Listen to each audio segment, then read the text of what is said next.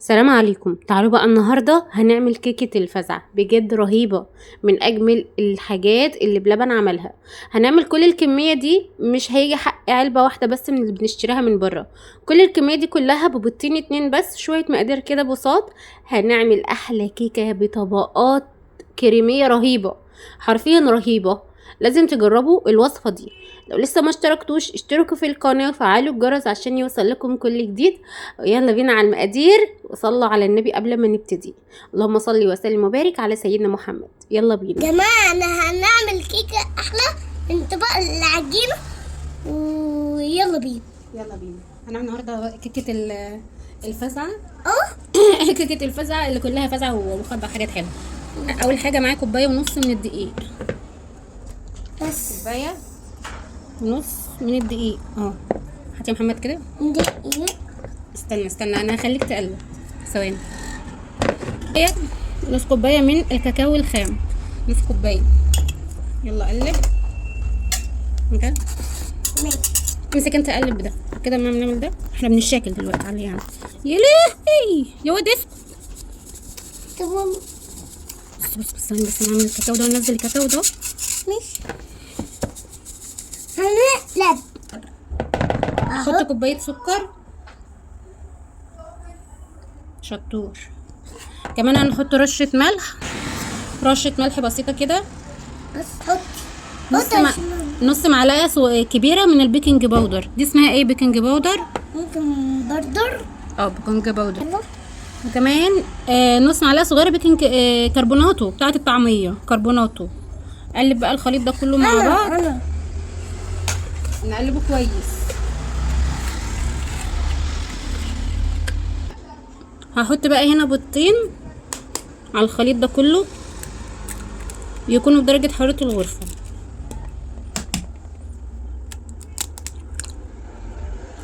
تمام. نحط فانيليا. بسم الله الرحمن الرحيم. نحط فانيليا. وبعد كده هنقلب. احنا هنقلب دلوقتي الخليط هنلاقيه اللهم صل على النبي متكتل. بس احنا بنقلب على قد ما بنقدر، بس كده بنقلب كده اهوت على قد ما بنقدر. شوفوا التكتلات دي. هنعمل خطوة دلوقتي، نقلب بس على قد ما نقدر كده.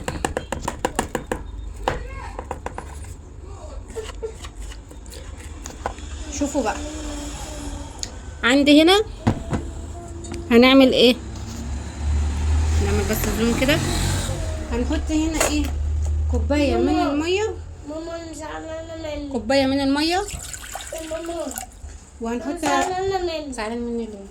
عشان مش هعمل معاكي، صح؟ هنحط صح كوباية يا من ماما. المية. خليك تعمل معايا دلوقتي. و3/4 كوباية من الزيت. حط بيض. 3/4 كوباية من الزيت. حط 3/4 كوباية من الزيت. هنا؟ لا هنا. ها؟ ماشي.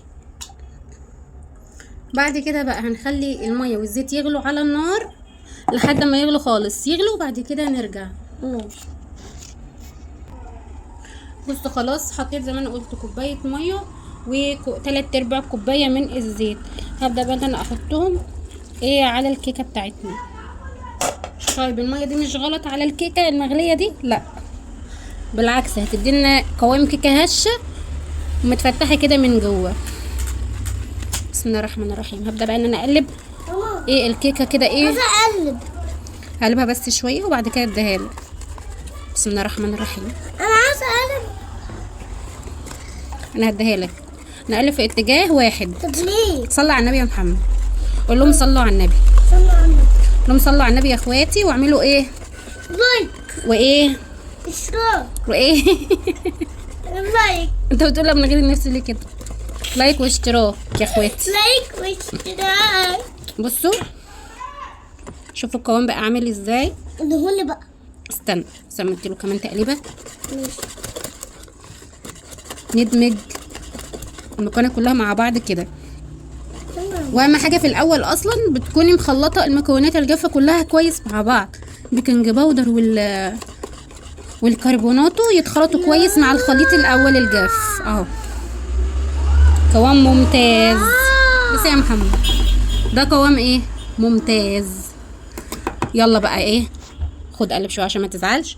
هندهن بقى الصاج دهنه زيت او سمنه، وكمان رشه من الدقيق، او تحطي ورقه زبده زي ما تحبي. انا بقى دهنت الصاج، يكون يستحسن ان هو يكون مستطيل ايه، هو ده اسمه ايه، مثلث ولا مستطيل؟ المهم هنحط بقى ايه القوام بتاعنا كده على طبعا. ثواني يا محمد، الفرن هيبقى ايه متسخن قبل كده. الفرن متسخن قبل كده، ما بتاخدش وقت، لان هي كده الطبقه بتاعها بتبقى رقنقه عشان ما تنشفش منك. اهو بسم الله الرحمن الرحيم. نظبطها انا نظبطها كده بس. خلاص بس حلوه كده. ندخلها بقى الفرن ونحضر الجناش بقى بتاعتها اللي هي الحشوه بتاعتها. تعالوا بقى هنعمل مع بعض الجناش اللي احنا هنحطه في الطبقه بتاعه الكيكه من فوق وما بين الطبقات. معايا كوبايتين من اللبن اللي هو الحليب. انا مستخدمه الكوبايات اللي هي الكبيره شويه عشان انا بحب الجناش يكون كتير. تمام. اللبن ده يكون كامل الدسم. انا مش هحط قشطه، المفروض تحط قشطه لو هو لبن بقري او لبن مش دسم كده بتحط قشطه. حطي معلقتين كبار قشطه. تعالي بقى نحط سكر. هنحط 4 معالق كبار كده من السكر. 1 2 3 4. فكرة بتاخدش اي وقت خالص. هنحط كمان معلقه كبيره من النشا. معلقه كبيره من النشا. هنحط كمان معلقتين كبار من الدقيق كده. معلقتين كبار من الدقيق. يا لهوي يا لهوي يا لهوي يعني. ثواني انا خايفه الدنيا. نعتبرها كده ايه نص معلقه اللي اتحط. يبقى نحط ايه معلقه ونص. هنحط ايه معلقتين. يا لهوي ده دي بمعلقتين، دي بمعلقتين خلاص. في ايه النهارده. كمان هنحط معلقتين من الكاكاو الخام اللي هو بدون سكر. ادي معلقه والمعلقه التانية اهو. تمام كده تمام كده. خلصنا؟ لا ما خلصناش. هنقلب بقى ايه كل ده كده على البارد. بعد كده نحطهم على النار. بعد ما نحطهم على النار القوام هتلاقيه تقل زي المهلبيه كده شويه. هنقوم جايبينه عشان في اضافات تانية هنحطها. نقلب بس كده ايه على البارد. بعد كده ايه نحطهم على النار وارجع لكم تاني. بسم الله الرحمن الرحيم. على فكره خليط الدقيق اللي انا حطيته، خليط دي ايه اللي هو العجين بتاعه الكيكه، اكيد انتوا واخدين بالكم يعني. المفروض كنت حطيت فيها معلقه من الخل، بتديها هشاشه حلوه قوي وبتضيع اي ريحه زفاره برده، بس انا نسيت احط معلقه خل. دي بقى هنحطها على النار كده يتقل وارجع لكم. تعالوا بقى نشوف. انا خليتها تغلي، لازم تغلي معاكي، تغلي كده وتبقبق كتير علشان الدقيق والنشا يستووا معاكي. هنا بقى معايا معلقه من السمنه البلدي او الزبده. تمام. هي معلقه اهي زبده سمنه يا ستي، ما عندكيش حطي زيت. تمام. وهي سخنه بسرعه. وكمان هنجيب 4 قطع كده ايه من الشوكولاته وهي سخنه كده. 4 قطع من الشوكولاته كده بتديها غناوه وبيبقى طعمها حلو. نحط كمان حته. يلا ان شاء الله ما حد حوش. بسم الله الرحمن الرحيم. نقلبها بقى كويس خالص عشان الشوكولاته تسيح. عايزه اقول لكم ان الجناش ده خطير، هيوديه في حته تانية. الشوكولاته طبعا بتزودها دسامه وبتزودها لون حلو وطعم.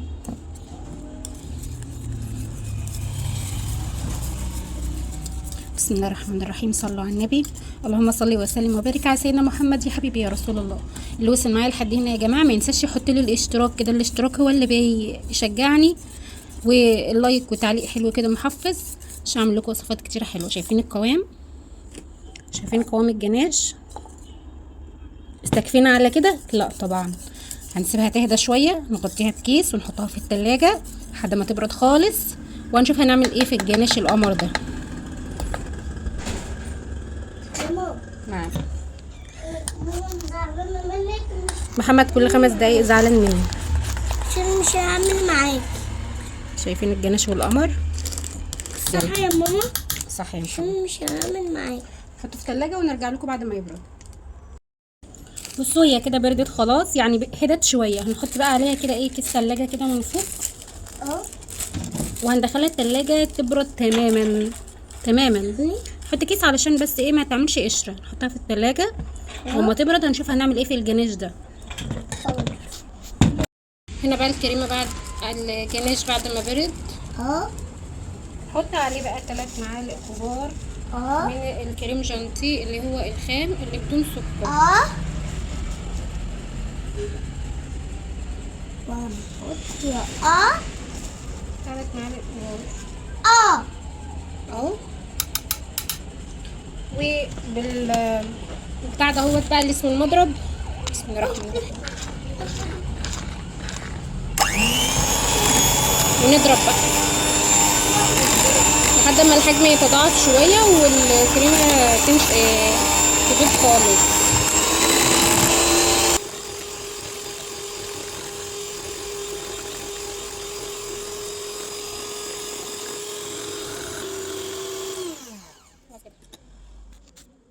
شايفين هنا بقى الكيكه بعد ما استوت خالص. طبعا عاملاها رقنقه زي ما انتوا عارفين.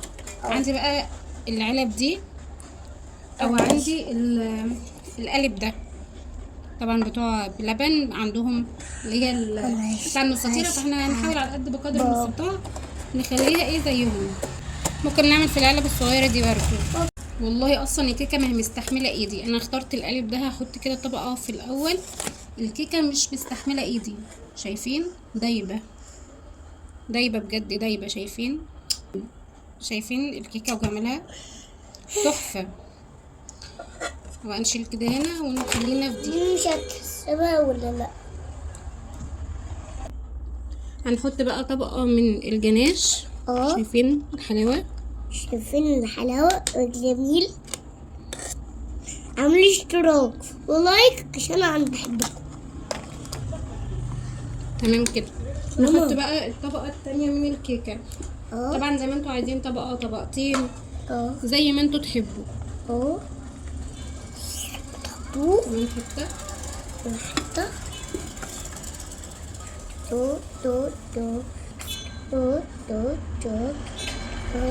ونرجع نحط ايه طبقه من الجناش. عايزين طبقه طبقتين زي ما انتوا عايزين. عملوا اشتراك ولايك عشان اقفل بكره. اسمعوا كلام محمد يقول ايه. شفتي؟ ايه رايك؟ ايه رايك يا محمد؟ حلوه الكيكه دي. طبعا بتاعت بره بيتحط عليها بسكوت. ماما حطي يلا. ماما مش هتخلص يا جماعه. هنا برضو ايه حطينا طبقه من الكيكه. بسم الله الرحمن الرحيم. نحط الجناش.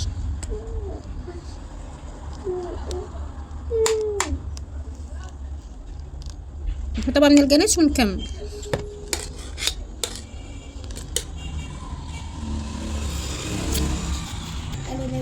نحط طبقه من الكيكه.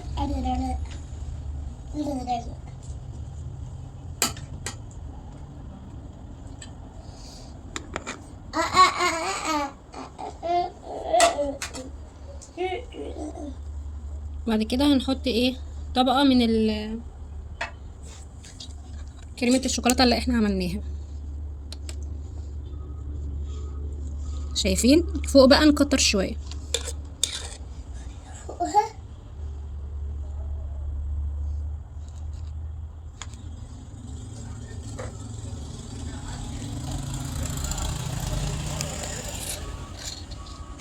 نحط برضك ايه شوكولاته.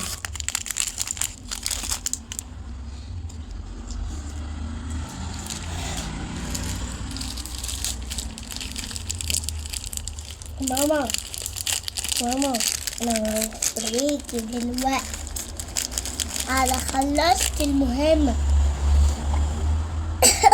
ممكن الكيكه دي نحطها كده ورا اللي هي ايه الفرافيت بتاعه الكيكه.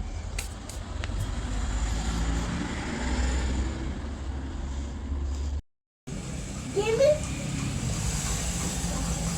انا بقى كمان شويه.